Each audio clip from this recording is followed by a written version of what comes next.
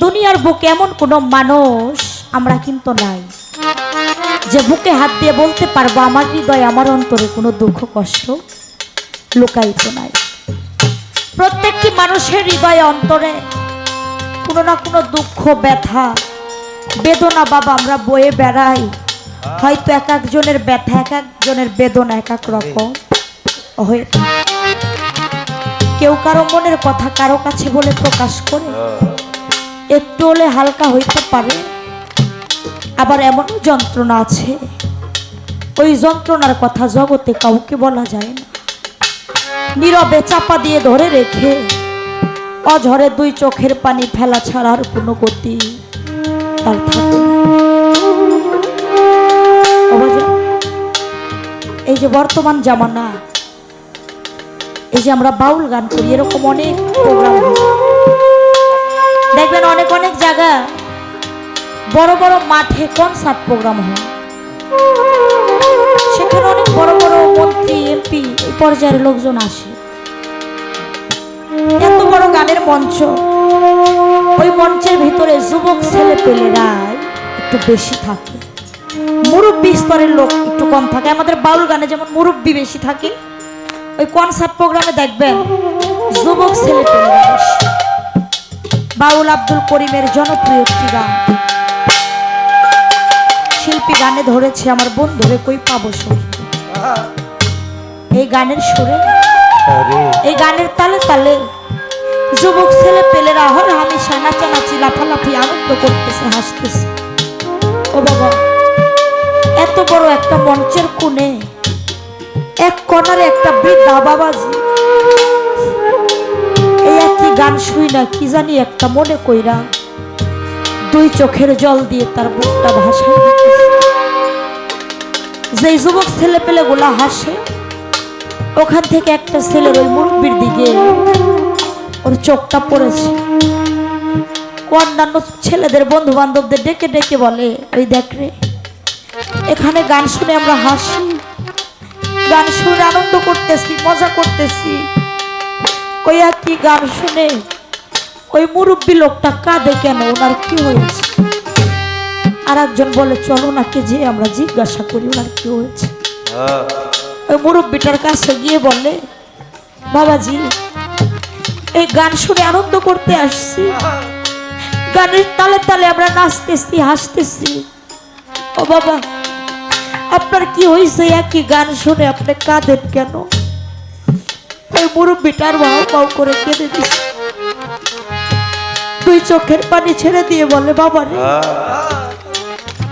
যেই গান শুনে তোমরা হাসতেছো, যেই গান শুনে আনন্দ করতেছো, বাবা একটা বাহা কবি গানে কি বলেছে মন দিয়ে শুনে দেখেছো? কবি বলেছে আমার বন্ধুরে কই পাবো সখী গো, সখী আমারে বলো না, আমার প্রাণের বন্ধু বিনে আমার পাগল মনরে বুঝাইতে বুঝে। আমার ওই বন্ধুটা কে ছিল জানো? আমার দুঃখের দরদি, আমার জনম দুঃখিনী মা, সেই মা 10 মাস 10 দিন আমাকে গর্ভে ধারণ করেছে, মায়ের রক্ত মাংস খেয়ে আমি দুনিয়ার আজ কতটা দিন হয়ে গেল। আমার ওই দরদের মা, আমার ওই জীবনে প্রথম বন্ধু, প্রথম খেলার সাথী, আমি কথা বলা শিখে যে মায়ের হাত ধরে খেলা করেছি, আমার ওই প্রথম বন্ধুটা আমাকে ফাঁকি দিয়ে না জানি তার কোন বন্ধুর বাসরে চলে গেছে। তাই কবি যখন গান ধরে বন্ধুরে কই পাবো সখী, আমার ওই বন্ধুর কথা আমার মনে পড়ে গেছে।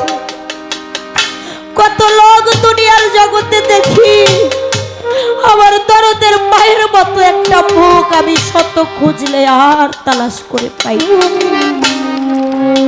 ও বাবা, এই দুনিয়ায় যে হারায় সেই তো বোঝে হারানোর বেদনা কেমন।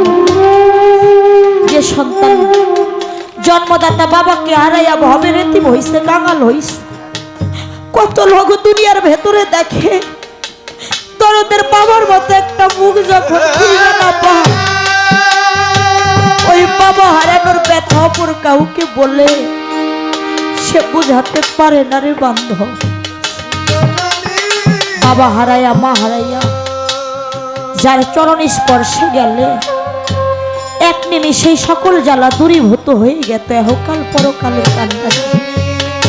দয়াল প্রাণের পরিষদ যখন ভক্তকে আমার আফাসা পাগল আমার জিয়াজানকে যখন কাঙাল করে চলে গেছে রে, আমার সাহা পাগলাকে যারা হারাইছে, আমার নাগর জানরে যারা হারাইছে রে, সে বিনে বুঝে না ওই প্রাণের বান্ধব হারানোর জ্বালা এই জগতে এই সংসারে কেমন লাগে।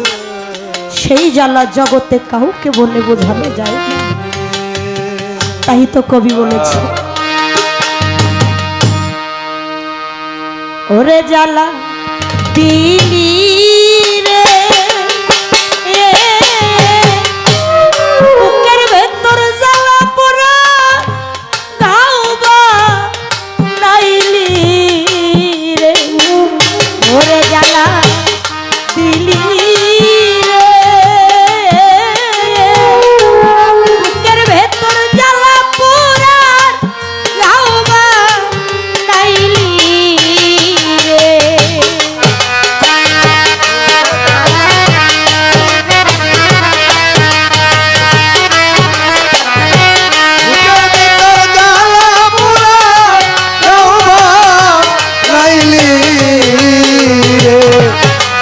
জ্বালা দিলি রে